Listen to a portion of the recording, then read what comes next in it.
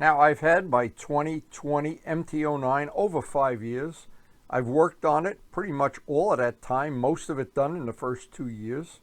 When I bought the bike new, it didn't have a polished exhaust system. That was one thing that bothered me. And it had a lot of flat parts, flat black, flat gray. I didn't like the powder-coated wheels being blue. So I didn't like a lot of the graphics that were on there, and I really wanted to have a little windshield. I wanted to change the look of the front of the bike. There were several things right when the bike was brand new. I didn't like the license plate holder with the tail light bobbing around back there, and that turned out to be 9 pounds of dead weight. And so I got the Graves tail tidy. The video that Graves showed wasn't really accurate. It was leaving out steps. I made my own video that's still on the channel. I liked the way that the tail tidy cleaned up the bike right away, and I did a lot of modifications in the 5 years. I'm going to try to detail them out here, not in any special order, but I'll try to include them all.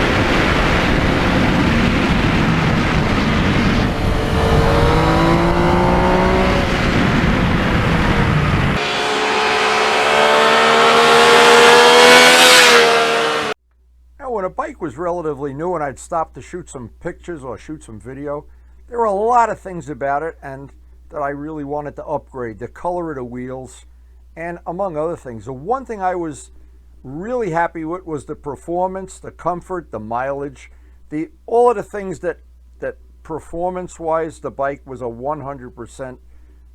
I thought it was perfect, and it suited my needs perfectly. But I wasn't happy with the appearance. Too many flat black parts.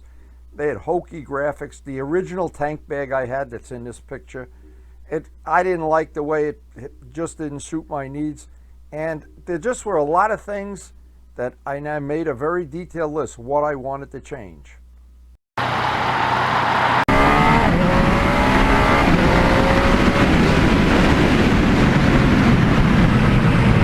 What would happen is every time I'd go through the gears, I'd think, yeah, I know they make a quick shifter for this bike.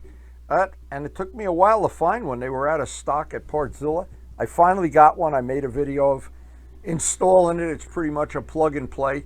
That changed the whole way it was fun to ride the bike. But I still, in the back of my mind, the cosmetic part of the bike, I could see all these flat black parts, gray parts. I wanted to do a little more polishing on the exhaust. But every time I'd ride the bike, even early on, I just loved the performance and the comfort of the bike. And once I knew I was going to be happy with the way the bike handled, the way it ran, every part of the performance part of the bike, now and only now is it worth it to put the time, the energy, the money, the labor of love that goes into really making a bike your own. And for me, that was a labor of love, and it took several years to get it the way I wanted it. And one of the early on cosmetic mods I wanted to make was to get a small little fly screen on there. And I thought, wow, this is going to be no problem. I look online, there were hundreds of choices, literally hundreds, a very popular bike. I didn't like any of them. So I wound up ordering 2 of these that were relatively inexpensive, and I decided I'd put the one on stock, ride around a while, which I did, and I realized I didn't like it black, number one. Number two, I didn't like it. The angle was wrong, and I had to make some carbon fiber brackets. I detailed that all out on a separate video. Then even after I painted it blue, I was not happy. It just didn't look right. I had to add 2 little, I call them wings, 2 little parts there, almost like it's a Ducati wings. But anyway, just to change the cosmetic look, that looks like it would be a very easy job. That was a monumental job. And getting it to look right, that it would satisfy me, the job, just another labor of love. Early on, and all these early rides, I did realize, and I looked at the bike from so many angles, I realized every time I could paint a part blue that was flat black, I'd like the bike even more. But most of what I had to concentrate on was the nose section. It was the nose section. You see those gray, I call them lower eyebrows. I didn't like that at all. I didn't like the side scoops being flat black. I didn't like anything being flat black. I wish they wouldn't even make the bike flat black. And anyway, every time I'd stop the bike and look at it, I certainly didn't like the blue wheels. They didn't do anything for me. But one by one, I started and I fine-tuned the list, took the bike apart step by step. Even little detail changes like painting some flat black parts shiny black, taking a flat black mirrors, making them shiny black. In fact, I replaced the mirrors several times. The side scoops and the graphics. John Pothier helped me with the graphics. The graphics that come stock on the bike, I didn't think did much for me. I like my graphics better. But it's personal choice anyway. And I loved ultimately how the windshield came out.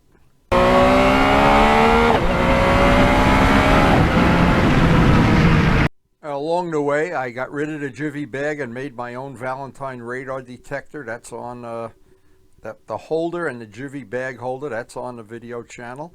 But every time I rode the bike, I just liked it more and more and more. And that's what spurred me on to spend more time, more energy. And again, every ride, I'd look at the bike from every angle, see what flat black part I could eliminate next. Now, any bike like this, when you're trying to change the look of the bike, it's a lot of small details. Vlad got me some carbon fiber parts, the front fender and the hugger, and they were made in Russia. They are beautiful, beautiful parts. I didn't have to touch them. And I looked at the side where the engine meets the frame. There were a couple of gaps, and by the foot pegs there were gaps, and I looked at it again from a lot of different angles. It looked unfinished. The thing with this bike, when I bought it, I said, well, it looks like it needs a few extra parts. Needed the windshield, of course. Needs the frame filled where they left gaps where there should be things. But I understand this bike was under $9,000. So I understand why they left a few parts for the owner to replace. But anyway, I wanted to paint the scoops. The scoops were one thing. And I wanted to put the screen in the scoops. It's a small detail, so you didn't see the screws. And small detail, again, I documented all this out on the channel for anybody who really likes to see this. The little wings, the little eyebrows, the reverse eyebrows underneath the shiny black headlight. Every time I painted something that was flat, either shiny or even better, blue, I liked the bike more. Now I had to make some of these parts from scratch. I made my own carbon fiber. That's detailed out on the videos too. And from that, I made 2 sets of everything. So I could look at it in carbon fiber. These are the frame fillers. I made them in carbon fiber, and then I painted 1 set. So I could go out to the garage and say, how does this look in black carbon fiber? And how does it look in blue? And when I got all done with it, I liked it better in blue. But I have the spare parts in carbon fiber for whatever. Now, there are a couple of things that really threw me a curveball here. When I was putting these on, and I made them, and I made the front piece, there's 4 pieces. How do you hold them on? And I didn't want to see screws. I wanted this to look like the factory did it. Well, I'll leave that to you. You got to go check the video out. It's pretty cool. Nice way to do it, by the way. And again, flat gray. This bike had flat gray parts on. Oh my God. And I thought, if I just could paint more of them blue, every time I painted something blue and shiny, I liked the bike more. Some people wouldn't. Some people paint their bike flat black. We could all be friends. It's just my personal taste. I'm an old school guy, and I like diamond rings, not coal. I just like the look of shiny, and especially this color. This is an absolute beautiful color, and Gavin's mixed up a quart of this blue for me to do the parts, and I used almost the whole quart. I did the pieces on the front fender to accent that, the side pieces of the radiator, and again, it's such a basic rule. Even Stephen Walker in Australia picked up on it. Paint it blue and it'll look better. Now, looking back at these old pictures and video clips, I look at the nose here when the bike was relatively new, and I wonder, I wonder, I was going to sleep at night and I just couldn't figure out what to do with that nose section. And it made me crazy. And in the end, though, I think I got it right. But it was a long time coming. It didn't come overnight, and I don't know how to explain it. But every time I'd go out to ride, here we're in a nice fall ride, I'm looking at the bike, got to get rid of that tank bag and the blue wheels. There's just something about the blue wheels. As much as I like to have things blue, there just wasn't the quality of finish that I wanted on the wheels. I did buff them out, it made them better, but I was not going to be happy until I painted the wheels myself. So I finally made the commitment to paint the wheels. It was a good time to put new tires on also at the same time, which is always a good idea. And of course, anybody who's ever painted a set of wheels knows it's a labor of love. I made a complete set of videos of painting these wheels, and the wheels of every bike in my collection have painted wheels. And what it entails in this case, stripping off as much of the powder coating as possible, all of the sanding to get the spokes nice and smooth, because Yamaha leaves the wheels cast. Where you see that all the powder coating is off, it's a casting. Now this is a real labor of love too. I do this kind of work in the middle of the winter. You can see there's snow on the ground. So then here they're in prime already.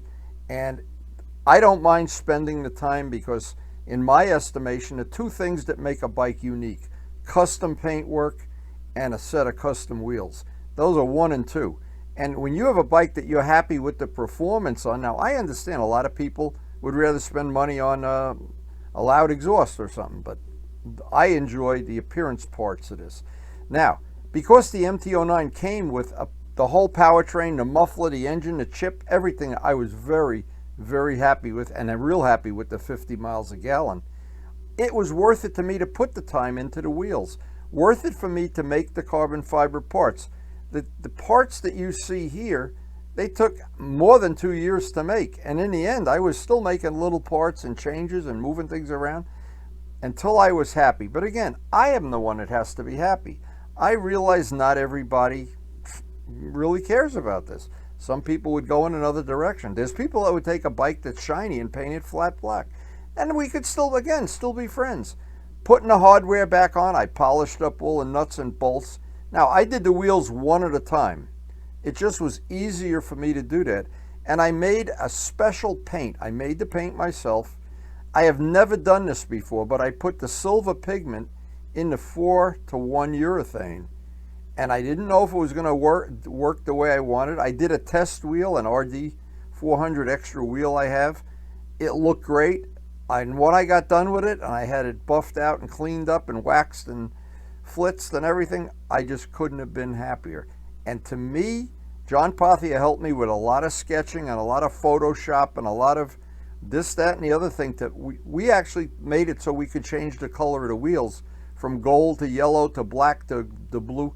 And when I got done, I asked Karen for her opinion, and she looked at it and in a split second said, it looks best silver.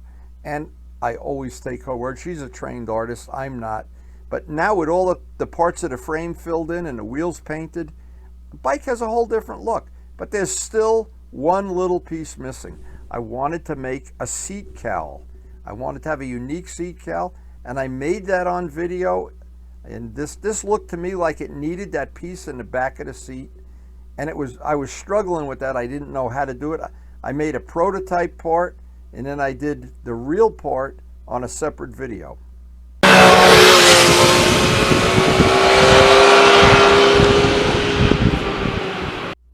So looking back to see how these 5 years have played out, the work I've done on a bike, the custom parts, the nice notes people have sent me on the channel, and knowing the most important thing of all is that I have fallen in love with the bike when I first got it.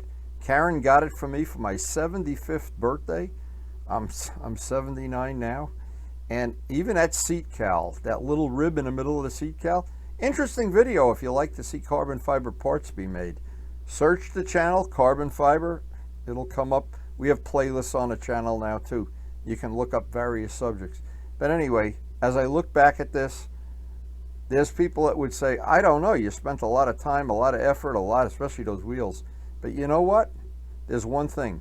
To me, it's worth it. And of course, only you can decide how you want your motorcycle to look, how you want it to ride, how much money you're willing to spend, and how much time you're willing to spend to do it. But again, for me, it was worth it. Now, if you're new to our channel, we have a very, very eclectic channel. One of the new features we have now is some of the videos are grouped into groups that you can access all the videos for one category in one mouse click. And it should be very convenient and very handy. Just check out the feature on the main screen playlist. And thanks to everybody for supporting the channel. We appreciate your support, and it makes this channel possible with all the things we do, the painting, the wheels, the polishing. And please take a second or two and hit the like button.